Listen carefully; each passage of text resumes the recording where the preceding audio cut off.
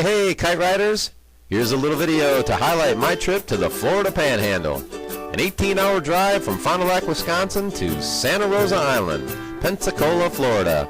We camped at Fort Pickens National Seashore, a beautiful campground with full services and just $26 a night, and a camp store that sells beer and ice cream. I highly recommend sites 28 to 34 as they are closest to a 200-yard path to the Bayside Launch. The Bayside Beach is protected by a 30-foot dune for several miles. For that reason, south winds are no good. Most of my Bayside riding was east winds. Easterly winds are best in the morning, so a cup of coffee and I was pumped up by 8:30 in the morning. Plenty of shallow, sandy waters and large beaches that stretch from east to west for miles. It was convenient kiting from the campground, but the bay was a bit too choppy for me.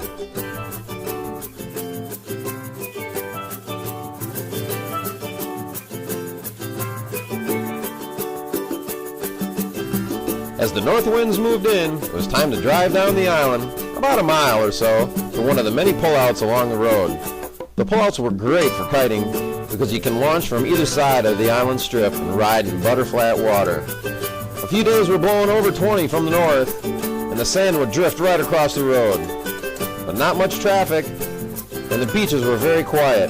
The north winds brought temps into the low 60s, but made for a great Gulf side launch. Woohoo! Self-launching and landing was just 50 yards from the water. Fort Pickens does restrict kite surfing during bird nesting, which is March 1st through September 30th, which is ridiculous. However, that's only on the national seashore. There's plenty of other places to ride along Santa Rosa Island. Riding the Gulf side was the best. North, offshore winds made for glassy flat water, while the surf still came in at around 2 to 3 feet.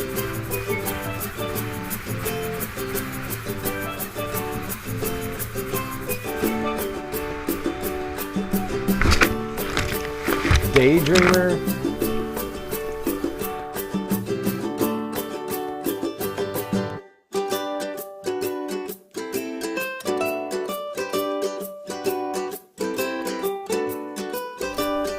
Santa Rosa Island is like 20 miles long. The average is only about a quarter mile wide. There's dozens of great launches on both of the Gulf and the bay sides. If you decide to go to the Big Sabine on the bay, about 3 miles north of Pensacola Beach, be sure to go at high tide. My Big Sabine session was a big mistake. All the cool channels and water holes were disconnected by stinky, low tide sand barriers.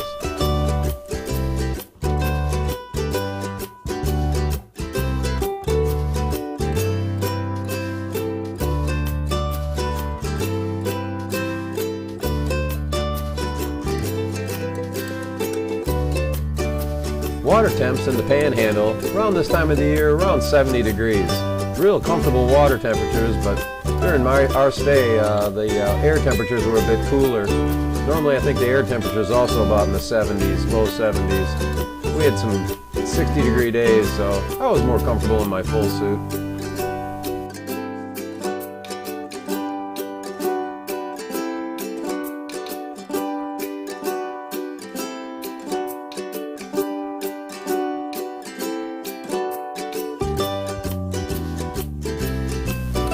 Not gonna stick that one.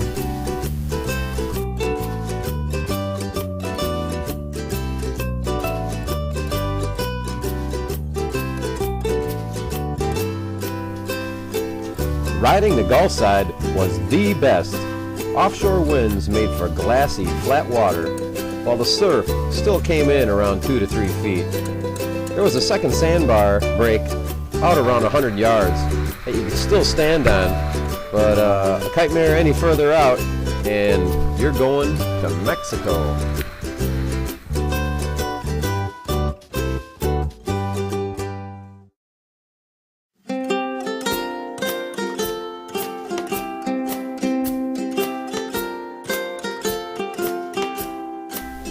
How about some butter awesomeness with that ride?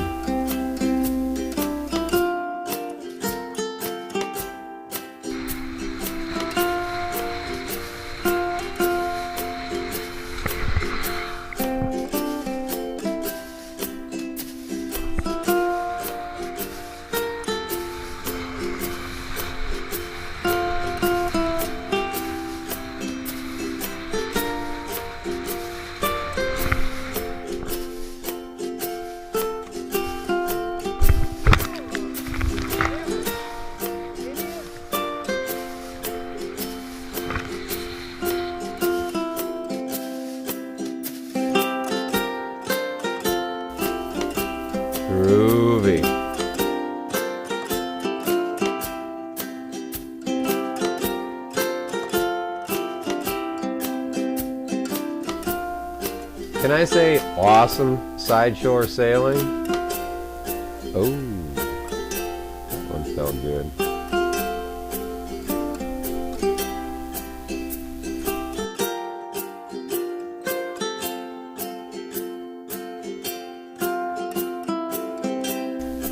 Hey, baby.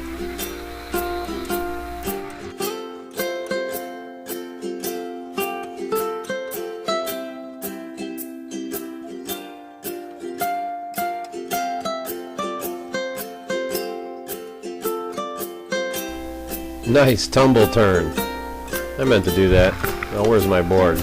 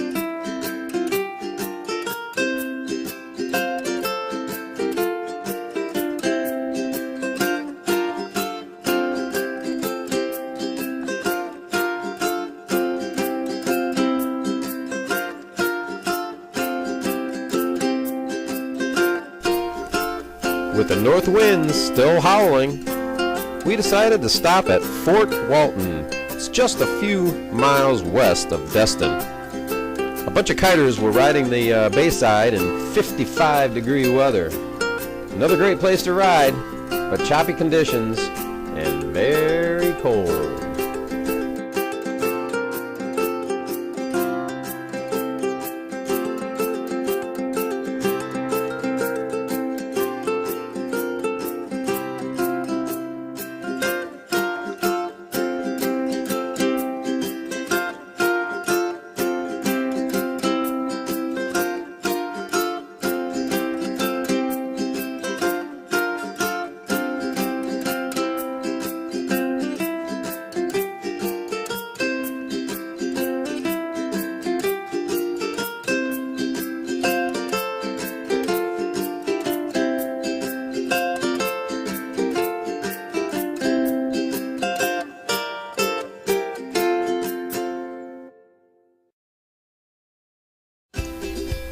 Didn't your mother ever tell you not to stick your arm out on a front roll?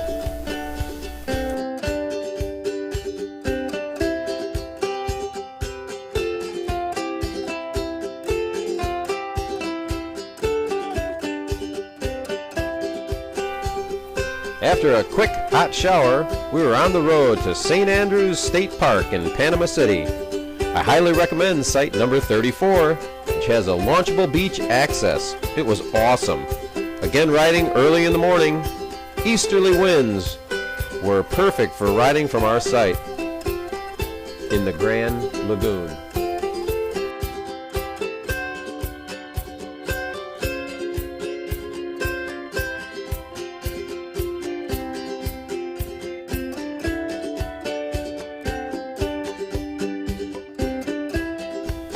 St. Andrews was a lot like Fort Pickens. There was plenty of Gulf side access for kiting on the ocean side, but the winds when I was there and the weather were favoring the kiting in the Grand Lagoon. It was awesome.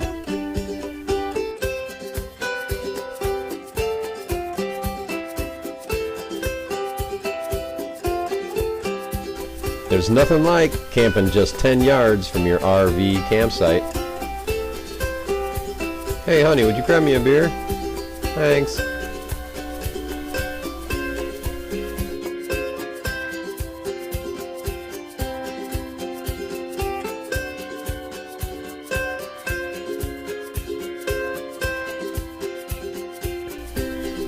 Hey, you got that beer yet?